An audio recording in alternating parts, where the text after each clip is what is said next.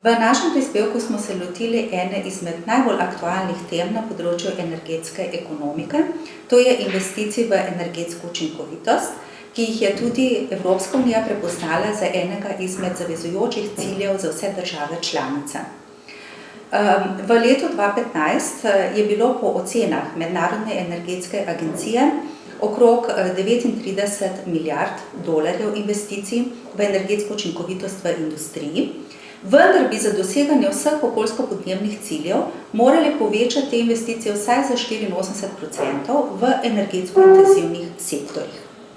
Ker je tudi v Sloveniji industrija na drugem mestu po porabi energije in je imela v preteklosti največje zasluge za zniževanje energetske intenzivnosti, smo se v naši raziskavi naslonili na teoretska izhodišča, to je na tako imenovano vrzel v energetski učinkovitosti in poskušali empirično ugotoviti, kateri so spodbujevalni dejavniki, še zlasti pa tudi ovire za investicije tako v energetsko učinkovitost, kot tudi v čiste tehnologije.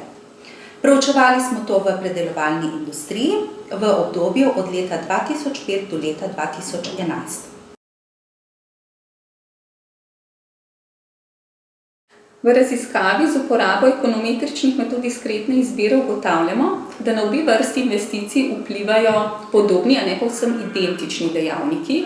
Pozitiven vpliv na investicije imajo tako visok delež stroškov energije, tržni delež in izvozna naravnanost podjetja, pa tudi ugodna pričakovanja vodilnih v podjetju glede prihodnjega poslovanja podjetja. Poleg tega na energetsko učinkovite investicije pozitivno vpliva tudi prisotnost tujega lastništva. Pomembno je, da ostale investicije v podjetjih ne izrinejo okoljskih investicij, na okoljske investicije pa med drugim vplivajo tudi določene panožne specifike, zlasti strogost okoljske regulacije.